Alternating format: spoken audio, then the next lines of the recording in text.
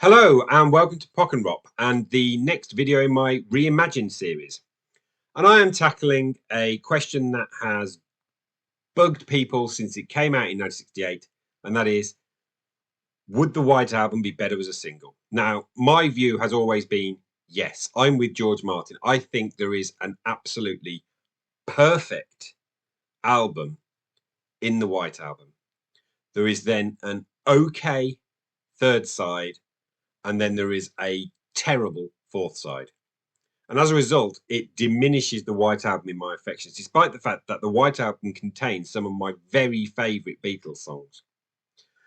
So I'm going to use this video as an opportunity to perhaps consider an alternative history of the Beatles in 1968.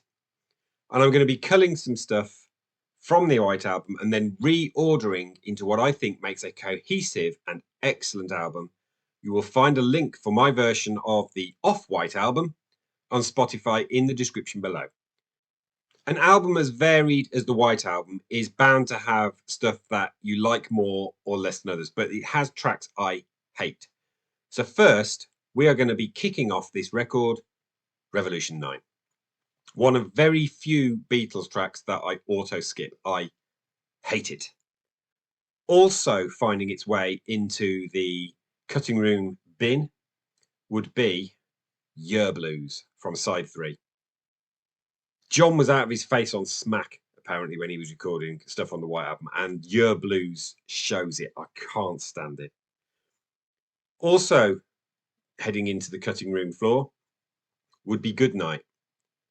Now, I know I seem to be having a go at John Lennon in particular here, because he was definitely the driving force behind Revolution 9, but I don't like the song. He wrote this one, and it's saccharine and dripping, and I know it's one of Ringo's turns on the album, but it's not. It doesn't even feel like a Beatles track, and that's the only person in the Beatles who appears on it is Ringo. I dislike Goodnight, and it doesn't help the song that it comes after Revolution 9. There's something about side 4 that I generally find quite creepy and uncomfortable. Maybe that's the point. And I don't like my music generally to make me feel creepy and uncomfortable. So the other songs that I'm pulling, I'm just going to quickly run through them. And generally speaking, I like these songs, maybe not hugely, but some of them I'm really fond of, but I think there's better material. So we're going to be losing Glass Onion. We're losing Obla Di Obla Da and Wild Honey Pie.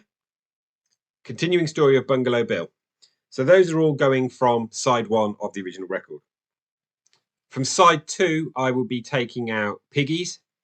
No offense to George Harrison, I like Piggies. I like it quite a lot, and I think there would have been space for it in my alternative history, which we'll look at the end. Likewise, Rocky Raccoon, I'm really fond of that. Why Don't We Do It in the Road is also going to go. I kind of find it a bit pointless. It's a minute or so of something that actually, if it hadn't been on the album, would we really care? Moving on to side 3 of the original album, I've already expressed my disdain for Yer Blues, but I will also culling Birthday and the closing track of the side, Long, Long, Long. It's my least favourite George Harrison track on this album. I find it just a bit boring. And then finally, side 4 is going to get some serious cullage. First of all, we've already ditched the last 2 tracks of the album, but I'm also taking out Revolution 1. The reason being, the definitive version of Revolution is the B-side of Hey Jude. And I'll come back to what I think they really should have done with Revolution when we get towards the end of my Off-White album. Also being lost from this will be Honey Pie. Now, I am fond of Honey Pie. I think it's a great fun song. It would just feel out of character. And actually, if I included it, there'd probably be a little bit too much McCartney for a Beatle album, really. I'll also be taking out Cry Baby Cry. This song literally makes me feel uncomfortable every time I hear it. And that includes the little coda of Can You Take Me Back Where I Came From at the end of it. It just really, I can't explain it. But the fact that it then goes into Revolution 9 and then ends with Goodnight, the whole of side 4, I tend to avoid, if I'm really honest. There's really only Revolution 1, which I enjoy, and Savoy Truffle that have got any real merit on that side of the album for me. So that's what's gone. Some of which, as I say, I will address towards the end about what could have happened with it. But let's look at what I did include and how I've sequenced my single version album of the White Album. So I think the White Album kicks off perfectly with Back in the USSR and Dear Prudence. I wouldn't change that for the world. I think they are fantastic openers. I love the way they segue into each other, and I know Ringo's not on them, but Paul's drumming is great. And you know what? It's the perfect start to the album, whatever version you have. Back in the USSR, followed by Dear Prudence, both brilliant songs. One Paul, one John, great start. Track 3 for me would then be Martha, My Dear, the opening track from side 2. I like Martha, My Dear a lot. I love the melody of it. I love where he takes it. So it's a Paul song. My track number 3. Track 4, we'll see John coming back again, keeping that tussle and that tension that requires a great Beatle album of good Paul, good John, good George. I've put Julia. Track 5, I have placed Everybody's Got Something to Hide Except for Me and My Monkey. I love this song. I love the nuts nature of it. I love the percussive sounds that take place in it. And I think it's one of John's best pieces on this album. It took me a long time to appreciate Everybody's Got Something to Hide, but it's bonkers. And a little bit of bonkers on a Beatles album is de rigueur. So I'm keeping that. It's going to be track 5. Track 6 is, for me, the finest track on the whole of the White Album. It's Blackbird. And I don't care where you put this on the record, it would be the best track. And Blackbird's just beautiful. And then you find out it's also about the civil rights movement. It's a perfect song. It really is. I love Blackbird. Track 6. To close out side 1 of this album, which will take us to 23 minutes or so, I have got While My Guitar Gently Weeps. It's the first George Harrison track. It is the best George Harrison track up to this point in the Beatles' career. I think it's an absolutely perfect song. I particularly love the acoustic demo version that you can now get on the Love album and on Anthology 3. And I think I've always felt that this should have ended side 1 on the original. It doesn't. It actually ends with Happiness is a Warm Gun. But as this track fades out, I think it would have been the ideal album side closer.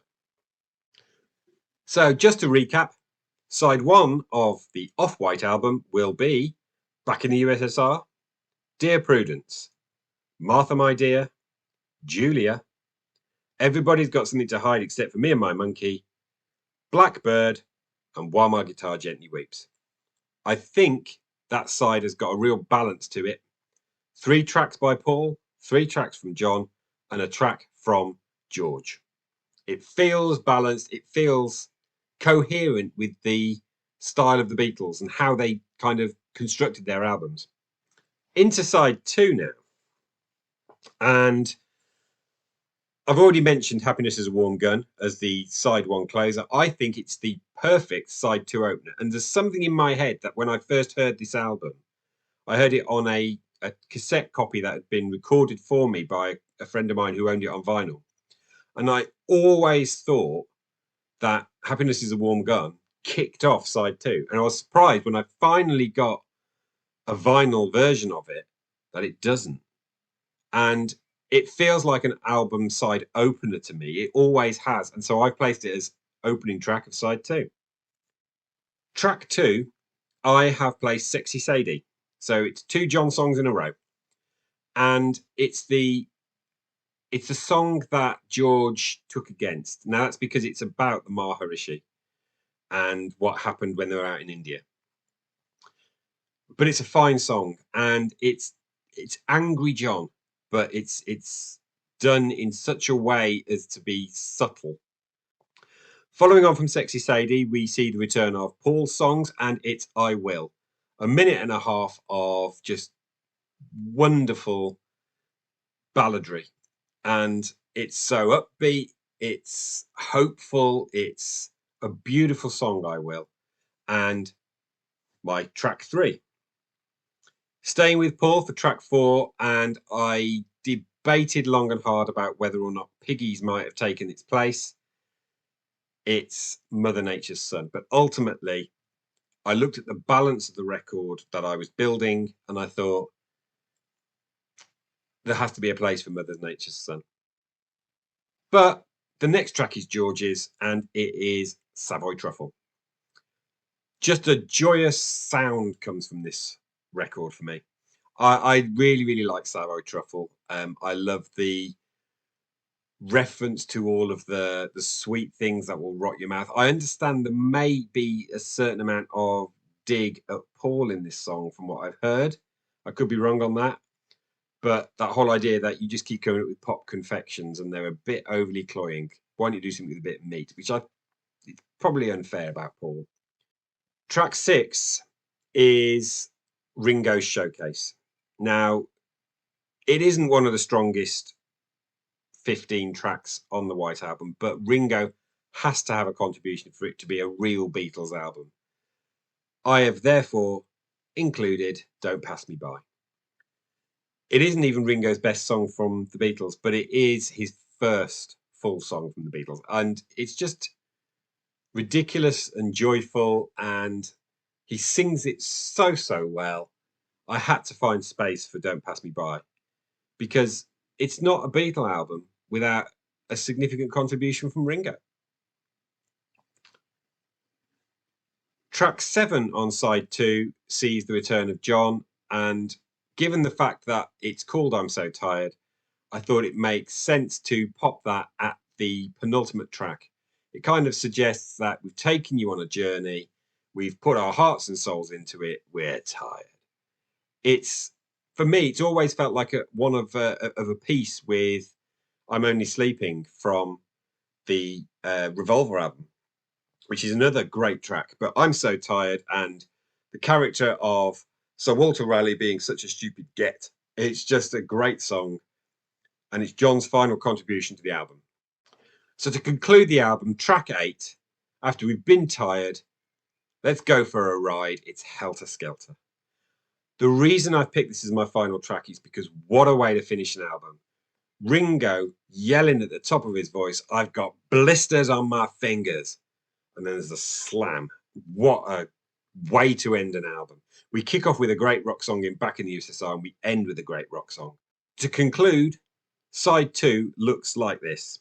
Happiness is a Warm Gun, followed by Sexy Sadie, I Will, Mother Nature's Son, Savoy Truffle, Don't Pass Me By, I'm So Tired, and Helter Skelter. So that is my Off-White album. 15 tracks of the original 30. I said I'd come back to the whole idea of what's going to happen with those that are left over. Now, first of all, I think the Beatles missed a trick by releasing Revolution as the B-side to Hey Jude. Revolution is a good enough song to hit #1 in and of itself. Plus, they had a kind of release schedule that usually had 3 singles or so, if not more, per year.